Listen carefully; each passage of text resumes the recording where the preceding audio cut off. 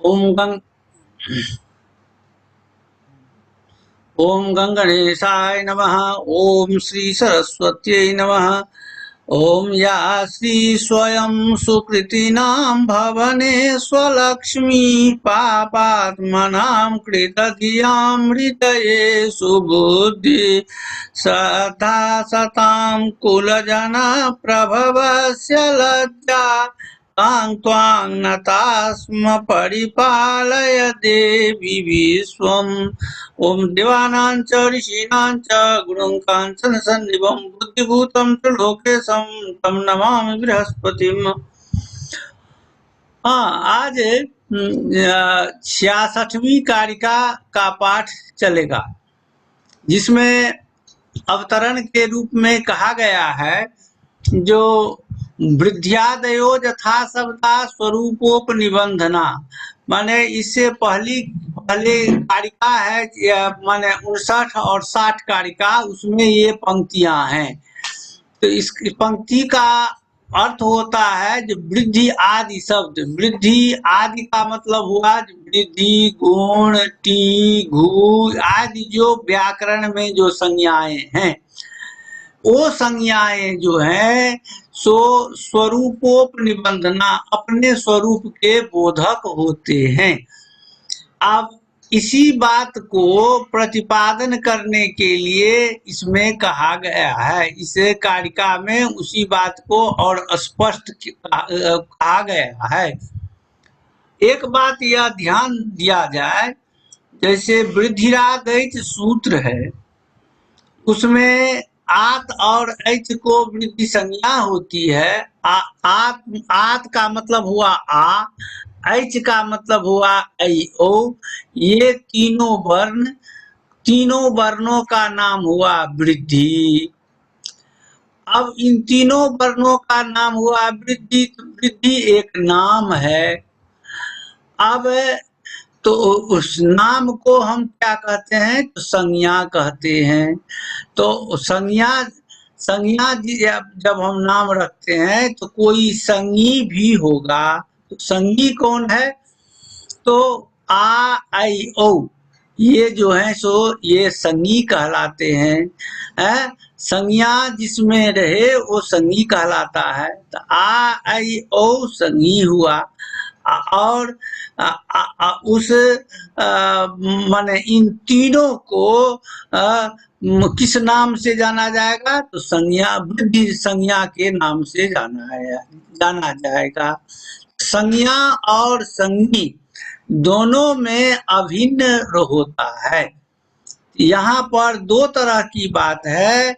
जब हम इन दोनों को एक मानेंगे तब वहां पर अभेद संबंध रहेगा। अभेद संबंध रहेगा तो वहां पर प्रथमा विभक्ति होगी। तो वहां पर कहेंगे जो वृद्धि पदा भिन्ना आत ऐच, माने वृद्धि पद से अभिन्न है आत और ऐच, यह अर्थ निकलेगा।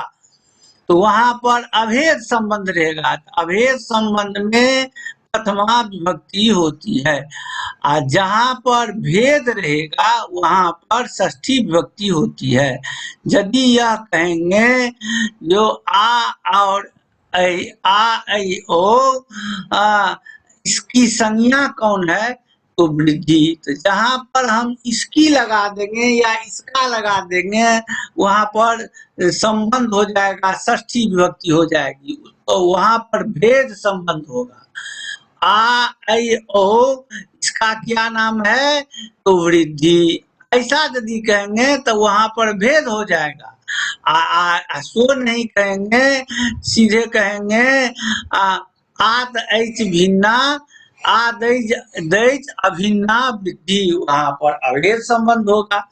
जैसे लौकिक उदाहरण में, जैसे मैं ही हूँ, मेरा नाम है दयानाथ झा, तो मेरा नाम है दयानाथ झा। दयानाथ झा कौन हुए, इस यह जो पिंड है शरीर, इससे अभिन्न जो हुआ सो माने दयानाथ झा नाम हुआ और नामी हो गए यह पिंड। तो इस प्रकार दोनों में अभेद हो गया। यदि हम इसको भेद करेंगे तो कहेंगे तो दयानाथ झा नाम हुआ उसका संगी कौन है, तो यह पिंड है। दयानाथ झा का यह शरीर है, दयानाथ झा का यह शरीर है, यह आत्मा है। तो वहां पर भेद हो जाता है। जहां हम षष्ठी विभक्ति के द्वारा जहां पर उसको हम सिद्ध करेंगे वहां पर वह माने भेद संबंध होगा। जहां पर हम प्रथमा विभक्ति के द्वारा दिखाएंगे वहां पर अभेद संबंध होता है। यह बात को ध्यान में रखना चाहिए। शास्त्र में बहुत जगह इस तरह की बात आएगी, अभेद संबंध और भेद संबंध।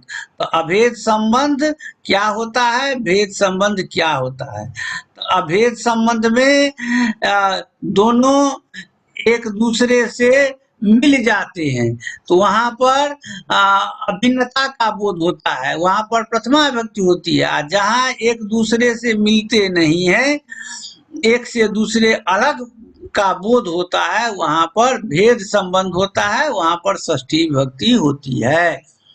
अब इसी बात सबको यहाँ पर स्पष्ट करने के लिए दिया गया है। प्राक संज्ञाभि संबंधात संज्ञा स्वरूप पदार्थिका षष्ठ्याश्च प्रथमायाश्च निमित्तत्वाय कल्पते। प्राक संज्ञाभि संबंधात संज्ञा रूप पदार्थिका षष्ठ्याश्च प्रथमायाश्च निमित्तत्वाय कल्पते। अन्वय है संज्ञा अभिसंबंधात प्राक संज्ञा सा रूप पदार्थिका षष्ठ्या प्रथमायाश्च निमित्तत्वाय कल्पते। कहते हैं जो संज्ञा आदेजिना माने विधिरादेश में आदेश जो है सो संगी है, तो संगीना और संगी जो है आदेश अभिसंबंधात उनको दोनों उनको जब हम संज्ञा के साथ संबंध करेंगे, अभिसंबंधात प्राक संज्ञा वृद्धि पदाधि, उनको जब हम संज्ञा से पहले जब हम संबंध करेंगे तब वो केवल वृद्धि रूप में, वृद्धि पद के रूप में समझे जाएंगे।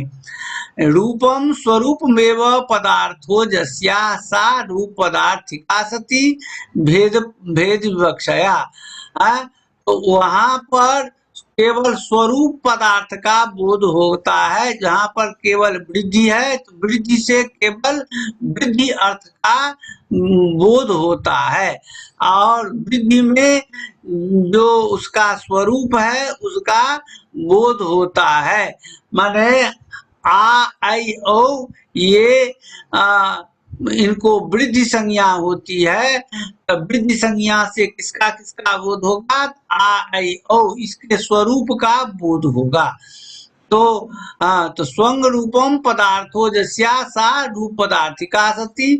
अभेद विवक्षया, जब हम भेद विवक्षा करेंगे, अभेद विवक्षा में तो हो गया जो आत ऐच से अभिन्न जो है सो वृद्धि है, वो हो गया। जब हम भेद विवक्षा करेंगे तब यह हो जाएगा कि यह वृद्धि संज्ञा जो है सो किसको होती है, तो आत और ऐच को। तो ऐसी परिस्थिति में वहां पर भेद विवक्षा होती है, वहां पर षष्ठी माने विभक्ति आती है, भेद विवक्षया षष्ठ्या।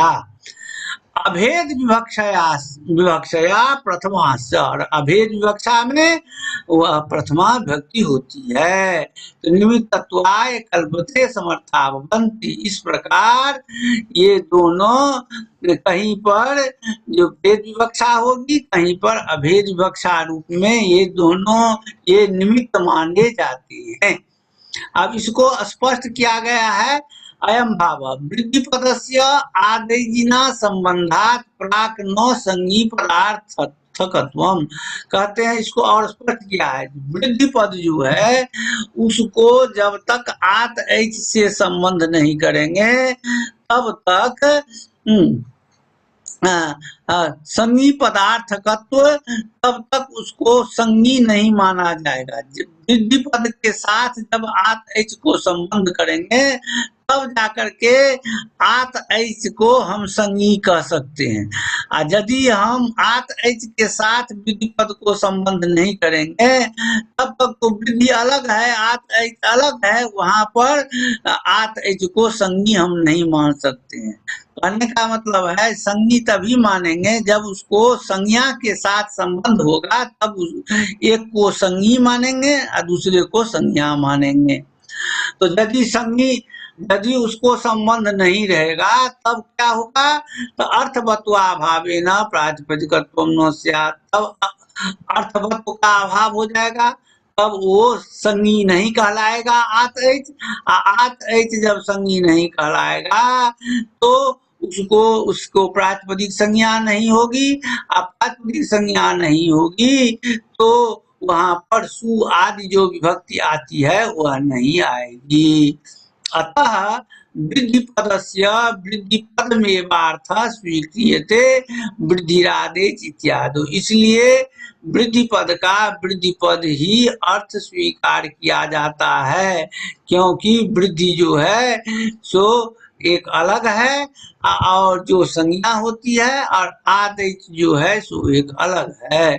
ततश्च आदेशु शक्ति ग्रहे वृद्धि पदस्य आदेश भी अभेदे विवक्षिते प्रथमा, कहते हैं उसके बाद जब आत और ऐच का ज्ञान हो जाता है, यह आत और ऐच का मतलब क्या हुआ, वृद्धि। तो यह जब अर्थ का बोध हो जाता है तब उस वृद्धि पद को आत और ऐच के साथ अभेद संबंध होता है, अभेद संबंध में प्रथमा विभक्ति होती है। कहते हैं या जहाँ पर अभेद संबंध नहीं है तो वहां पर भेद होता है, तो भेद में षष्ठी विभक्ति होती है। उई इत्यादि खष्टी, उया जो है षष्ठी में है, वहां पर जैसे षष्ठी विभक्ति हुई है तो उया सूत्र होता है, तो ऊय को ऊ हो तो वहां पर भेद विवक्षा में षष्ठी विभक्ति है। तो उसी प्रकार जहां पर हम वृद्धि पद से आत ऐच को भेद मानेंगे वहां पर भेद में षष्ठी विभक्ति होगी। इसी को हिंदी में कहा गया है कि वृद्धि आदि संज्ञावाचक शब्द आत ऐच आदि संगी जो सब संगी शब्दों के संबंध से पूर्व केवल शब्द स्वरूप का बोधक होता है। जब तक उसको संगी के साथ संबंध नहीं होता है वृद्धि आदि को, तब तक वो मात्र वृद्धि का बोधक होता है और माने वो आत ऐच को बोध नहीं कराएगा। यदि ऐसा संबंध नहीं होता है तब वह निरर्थक हो जाएगा, निरर्थक होने से प्रातिपदिक संज्ञा नहीं होगी।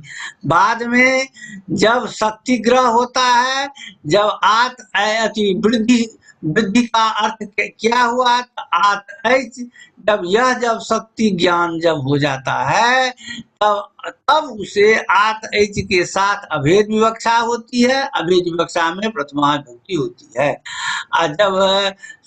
जब तक ज्ञान नहीं होता है तब तक भेद विवक्षा होती है, तो भेद विवक्षा में षष्ठी विभक्ति होती है, भेद विवक्षा में षष्ठी का निमित्त बनता है। अब कारिका संख्या है 68। अब यहाँ पर स्वंग रूपम शब्दस्या शब्द संज्ञा पाणिनि का सूत्र है, वो बहुत महत्वपूर्ण है। उससे क्या बोध होता है, जो शब्द का जो अपना रूप जो है उसी को संज्ञा भी माना गया है और संज्ञी भी माना गया है। यहाँ पर वृद्धिरादेश में तो संज्ञा अलग है और संज्ञी अलग है, और जहाँ पर संज्ञा भी शब्द है और संज्ञी भी शब्द है, तो ऐसा भी है बहुत उदाहरण। तो उसके लिए यह सूत्र है स्वंग रूपम शब्दस्या शब्द संज्ञा। उससे जो है सो संज्ञा और संज्ञी दोनों को, शब्द को ही संज्ञा और संज्ञी, एक ही शब्द को संज्ञा और संज्ञी दोनों माना गया है। केवल वहाँ शक्ति भेद कल्पना से अलग अलग माना जाता है। तो स्वंग रूपम इति सूत्र में वह शक्ति भेद कल्पनया व्याख्या जाति व्यक्ति भेदेन अन्यथा व्याचक्षणानां मते पदद्वयेन आह। तो कहते हैं वहां पर भी स्वंग रूपम शब्दस्या शब्द संज्ञा में जो शब्द है वहां पर भी जाति व्यक्ति भेद से उसको अलग अलग माना गया है। तो इस बात को माने दो पदों में नीचे कहा गया है। तो उसी को माने अवतरण को ही थोड़ा हिंदी में स्पष्ट किया गया है। तो कुछ लोग स्वंग रूपम सूत्र की व्याख्या दूसरे ढंग से करते हैं। उनका मत है क्या, तो अनेक व्यक्तियों से उच्चारित भिन्न भिन्न जो अग्नि शब्द है उसमें अग्नि शब्द एक है। इनका कहना है जो स्वंग रूपम शब्दस्या शब्द संज्ञा, इसका उदाहरण है आग्नेय शब्द। आग्नेय में जो अग्नि है तो वो अग्नि जो है, अग्नि का उच्चारण एक ही समय में 100 आदमी करते हैं। तो क्या अग्नि अलग अलग है? कहते हैं नहीं, अग्नि तो वही है, लेकिन उच्चारण जो करता है उसकी दृष्टि से अग्नि अलग अलग हो गई है। लेकिन उसमें सबों में अग्नि शब्दत्व जाति जो है सो एक ही है। उससे या उस जाति से संपूर्ण अग्नि का बोध होता है। वही कहते हैं, वही स्वरूप है। और कहते हैं जो स्वंग रूपम का अर्थ हुआ जो अग्नि शब्दत्व जाति, और उसमें जो वहां पर शब्दस्य है, स्वंग रूपम शब्दस्या शब्द संज्ञा, शब्दस्य है, शब्दस्य पद से शब्द रूप व्यक्ति का बोध होता है। और बोध्यम का वहां अध्याहार करते हैं, लाते हैं, फिर जाकर के मिल करके अर्थ उसका स्वंग रूपम शब्दस्या शब्द संज्ञा का अर्थ क्या होता है कि शब्दस्य अग्नि शब्द का स्वंग रूपम माने स्वरूप अग्नि शब्दत्व है। तब वहां पर अर्थ क्या होता है, तो शब्द रूप जो व्यक्ति है अग्नि शब्द, उसका स्वरूप क्या है, तो शब्दत्व है, अग्नि शब्दत्व है, माने अग्नि शब्दत्व जाति है। अग्नि शब्द का अग्नि शब्दत्व जो है तो उसका रूप है। इस प्रकार इस अर्थ में क्या होता है, तो व्यक्ति संज्ञा है, शब्द जो है सो व्यक्ति है, वह संज्ञा है, और शब्दत्व जो है सो जाति है, जिसे हम संज्ञी कहते हैं। इसी बात को इस कारिका में समझाए हैं। स्वंग रूप मिति कैश्चित्तु व्यक्ति संज्ञो प्रतिष्ठते व्यक्ते कार्याणि संसृष्टा जातिस्तु प्रतिपद्यते। कैश्चित्तु स्वरूप मिति व्यक्ति संज्ञा उपदिश्यते व्यक्ते कार्याणि संसृष्टा जातिस्तु प्रतिपद्यते। व्याख्या है स्वंग रूपम इति सूत्रे स्वंग रूपम इत्यनेन सुखसारिका पुरुषोदीरित भिन्न भिन्न शब्द व्यक्ति समवेत अग्नि शब्दत्वादिकम सामान्यम। कहते हैं जो स्वंग रूपम में जो स्वंग रूपम है, तो स्वंग रूपम से किसका, यदि हम अग्नि शब्द को लेते हैं तो उस अग्नि शब्द को माने सुगा भी बोलता है, कोई पुरुष भी बोलते हैं, कोई देवता भी बोलते हैं, गंधर्व भी बोलते हैं। इस प्रकार बोलने वालों की दृष्टि से वह अग्नि शब्द अलग अलग है, लेकिन उन सबों में अग्नि शब्द जाति जो है जिसको हम सामान्य कहते हैं, उस सामान्य के रूप में अग्नि शब्दत्व एक है। शब्दस्येति शब्द पदेन च शब्द व्यक्ति अभिधीयते। शब्दस्य जो वहां पर है उस वहां पर शब्द पद से शब्द व्यक्ति का बोध होता है।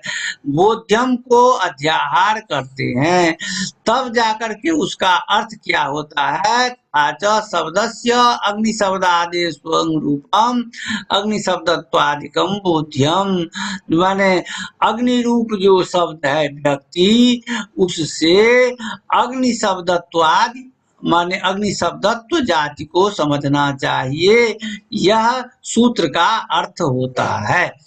एवंच स्वंग रूपम इति सूत्रे व्यक्ति संज्ञात्म, इस प्रकार स्वंग रूपम इस सूत्र में व्यक्ति को संज्ञा मानी गई है। जाते संज्ञित्वम, जाति को संज्ञा संज्ञी मानी गई है।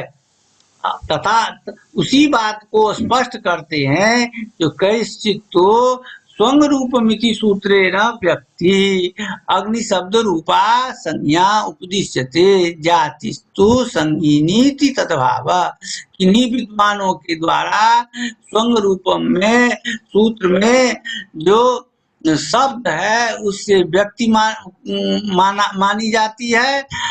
अग्नि और उसी उसको किसको अग्नि शब्द रूप जो है उसे संज्ञा मानी जाती है और उसी में अग्नि शब्दत्व जो है उसको संज्ञी मान करके उपदेश किया जाता है। तो कहते हैं तो इस प्रकार नन्वेवम अग्नेर ढक इत्यादो अग्नि शब्देन अग्नि शब्दत्व जाते प्रतीतो तया ढका पूर्वा पर्जा संभवात सूत्रार्थानुपत्ति अतः आह व्यक्ति। तो कहते हैं यदि ऐसा मान लेते हैं तो अग्नेर ढक सूत्र है, अग्नि शब्द से ढक प्रत्यय होता है, तो अग्नि शब्द से जो ढक प्रत्यय होता है तो अग्नि व्यक्ति में होता है।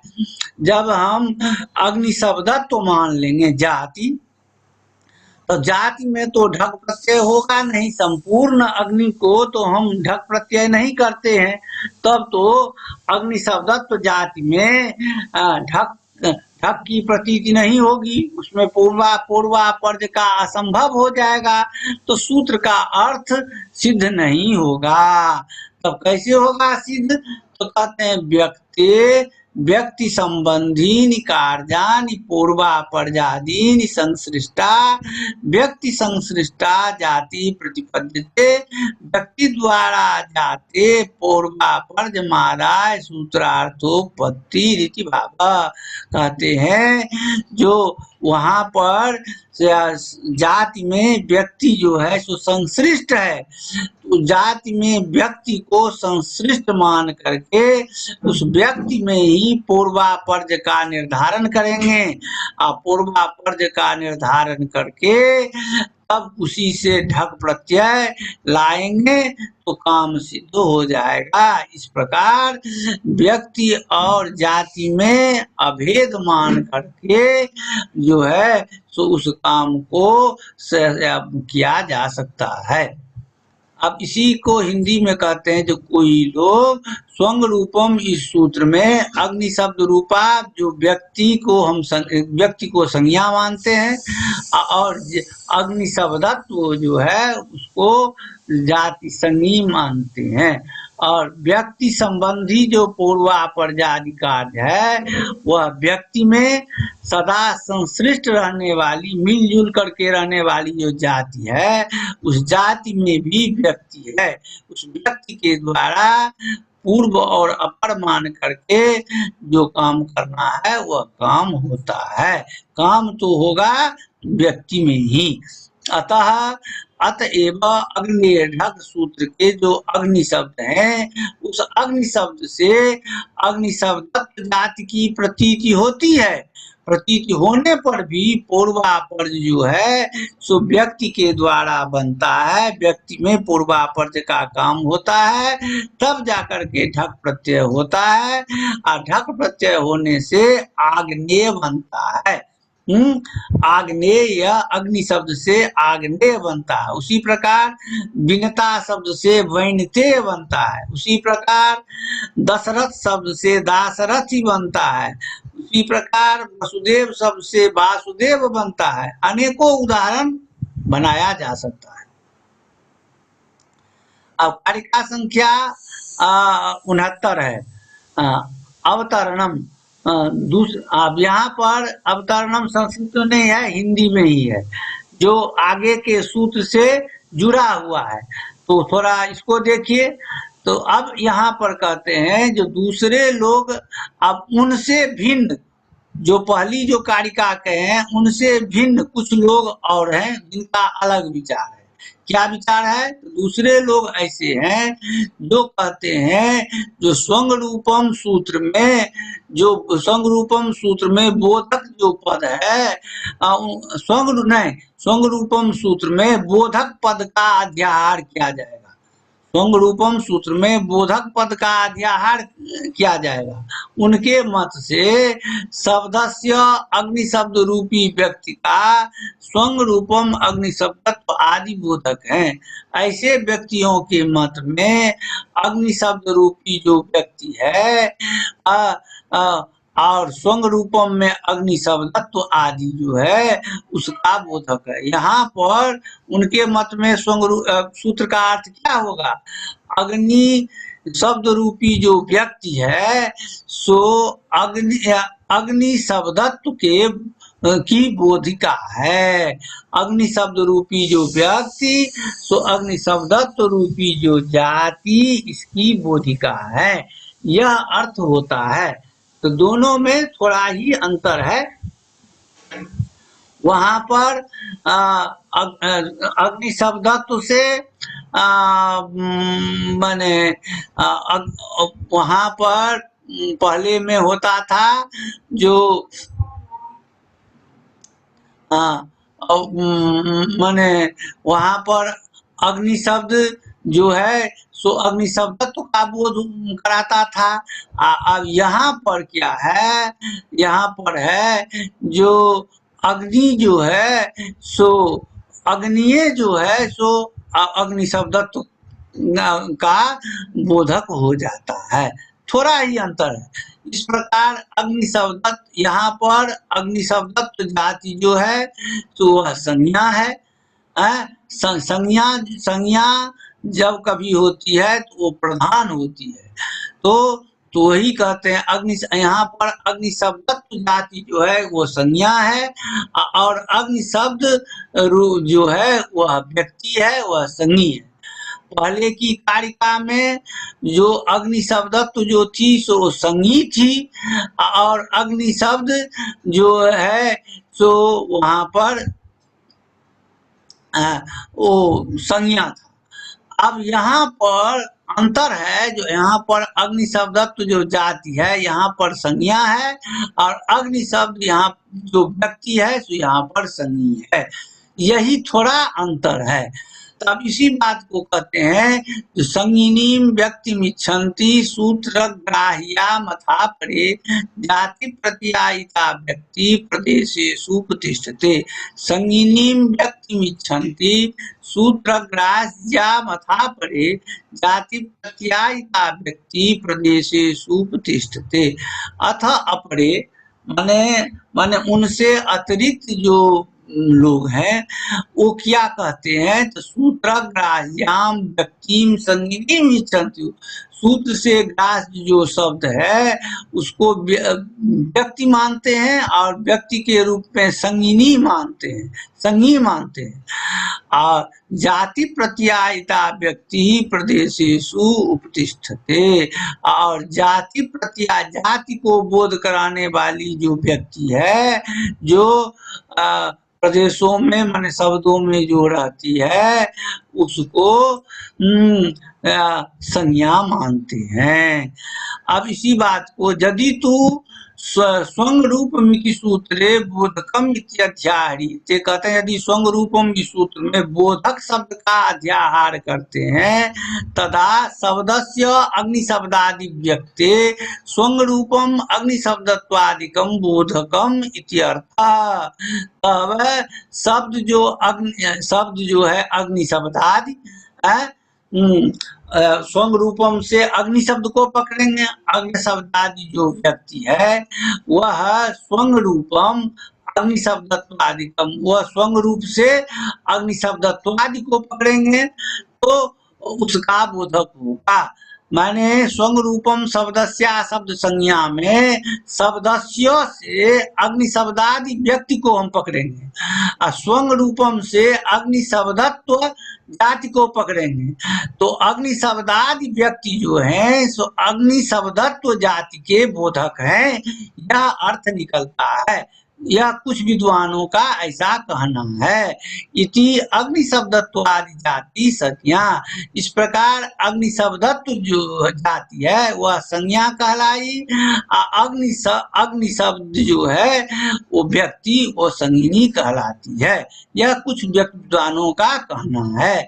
इसी बात को कहा गया है अथा परे सूत्रग्राह्याम सूत्रबोध्याम व्यक्तिम अग्नि शब्दादि रूपाम संज्ञनीम इच्छन्ति जाति च संज्ञा। कहते हैं जो कुछ विद्वान सूत्र से ग्राह्य जो सूत्र बोध जो व्यक्ति है शब्द रूप व्यक्ति अग्नि शब्दादि रूप व्यक्ति उसको संज्ञनी मानते हैं और संग रूपम से जो अग्नि शब्दत्व का जो बोध होता है जाति का उसको संज्ञा मानते हैं। तथा च जाति प्रत्यायिता मान जात्या बोधिता आक्षिप्ता व्यक्ति प्रदेशेषु अग्निर्ढक इत्यादिषु उपतिष्ठते। इस प्रकार जाति से बोधित जो व्यक्ति है जाति के द्वारा समझा जाता जो समझी जाती जो व्यक्ति है जाति के द्वारा समझी जाती जो व्यक्ति है वह व्यक्ति प्रदेशों में माने अग्निर्ढक आदि प्रयोगों में जाकर के वह व्यक्ति बैठती है वो जाकर के बैठ करके वहां पर उससे वो व्यक्ति जो है सो ढक आदि प्रत्यय का बोध कराती है। तो जाते सख्यत्व इव सख्यत्वे लाघवम, इस प्रकार जाति को सख्यत्व माना गया है इस व्यक्ति को सख्यत्व माना गया है। तो इस सख्यत्व मानने में लाघव है। इस तरह इस पक्ष में लाघव होता है माने शब्द को व्यक्ति मान करके संज्ञनी मानने में लाघव होता है। यह कुछ विद्वानों का कथन है। अब इसी को हिंदी में कहा गया है ये लोग सूत्र से गृहीत बोध होने वाली जो अग्नि शब्द रूप है उस व्यक्ति अग्नि शब्द रूप व्यक्ति को संज्ञनी मानते हैं और शब्दत्व जो है अग्नि शब्दत्व उस जाति को संज्ञा मानते हैं।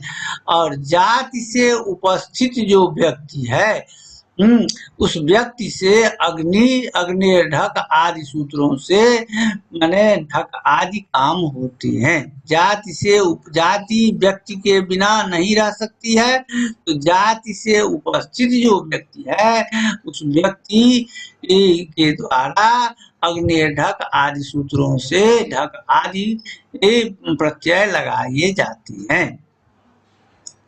अब उपरयुक्त कथन का सार क्या है तो यह सार यहाँ पर दिया गया है। अब कहते हैं कि इन दोनों पक्षों में क्या कोई भेद है। कहते हैं इन दोनों पक्षों में कोई भेद नहीं है। कहीं माने किसी को जाति माना गया है तो किसी को व्यक्ति माना गया है तो किसी को जो है सो संज्ञा माना गया है तो किसी को संज्ञी माना गया है। तो कहते हैं इन दोनों पक्षों में कोई खास भेद नहीं है। जो जाति संज्ञा हो या व्यक्ति संज्ञा हो कहीं पर जाति को संज्ञा मानी गई है कहीं पर व्यक्ति को संज्ञा मानी गई है। तो दोनों में कोई खास भेद नहीं है। विशेषता दोनों में यह है। विशेषता क्या है तो विशेषता दोनों पक्षों में यही है कि जब जाति की विवक्षा होगी जाति को हम प्रधान रूप से जब कहना चाहेंगे तब जाति की प्रधानता होगी। तब जाति प्रधान और व्यक्ति अप्रधान हो जाएंगे। और जब व्यक्ति की विवक्षा करेंगे जब हम व्यक्ति को महत्व देना चाहेंगे तो उस समय तब व्यक्ति प्रधान उस समय व्यक्ति प्रधान हो जाएगा और जाति अप्रधान हो जाएगी। उस समय जाति अप्रधान हो जाएगी। तो कहते हैं यह प्रधान अप्रधान से क्या लगा हुआ है, कहते हैं लगा हुआ है संज्ञा प्रधान में होती है, संज्ञा जब कभी होगी तो प्रधान में होगी। इसलिए जो जहां पर संज्ञा लगी हुई है तो उसको प्रधान समझना चाहिए। संस्कार के बारे में भी यही नियम, कहते हैं यही नियम संस्कार के बारे में भी लागू होता है। जब हम जाति में संस्कार करने चलेंगे, जाति में संस्कार करने चलेंगे तो व्यक्ति द्वारा ही बोध होगा, व्यक्ति के द्वारा ही होगा। जाति में जब हम संस्कार करने लगेंगे तो व्यक्ति के द्वारा ही जाति का संस्कार होता है। तो और जब हम व्यक्ति में संस्कार करने लगेंगे, व्यक्ति में संस्कार करेंगे तब जाति के द्वारा संस्कार होगा, तब जाति के द्वारा संस्कार होगा। तो क्योंकि जाति और व्यक्ति एक दूसरे के निकट हैं, जाति और व्यक्ति एक दूसरे के निकट हैं, इसलिए जब व्यक्ति में संस्कार करेंगे तो जाति का हमको समर्थन लेना ही पड़ेगा, जब हम जाति में संस्कार करेंगे तो व्यक्ति का हमको समर्थन लेना ही पड़ेगा, क्योंकि ये दोनों आपस में एक दूसरे के निकट हैं। इस प्रकार शब्दों में एकत्व और अनेकत्व के विषय में भी विद्वानों में मतभेद है, जो बाद में इसका निरूपण किया जाएगा। तो इस प्रकार जाति और व्यक्ति में समझना चाहिए, दोनों में कोई खास भेद नहीं है, एक दूसरे के पूरक हैं, केवल यह शास्त्रीय बात को समझाने के लिए दिखाया गया है। आप लोग इसको पढ़ेंगे और देखेंगे। अब आगे जो पढ़ाएंगे वो पद विचार चलेगा, वर्ण किसे कहते हैं, पद किसे कहते हैं, वाक्य किसे कहते हैं, वर्ण और वर्ण पद वाक्य में क्या अंतर है, अब यह विचार आगे दिन से चलेगा। वह अच्छा विचार है और वो विचार समझने में दिक्कत नहीं होगी, तो उसमें जरूर रह करके उसको आप लोग ग्रहण करेंगे, सुनेंगे। तो ठीक है, तो आज हम इस पाठ को यहीं पर विश्राम देते हैं और आगे दिन फिर आगे इसे आगे बढ़ाएंगे।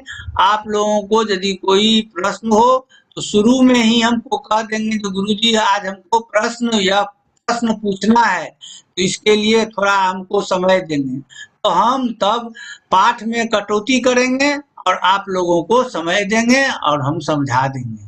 ठीक है, तो हम आज यहीं पर समाप्ति करते हैं। हरि ओम, शांति। होगा।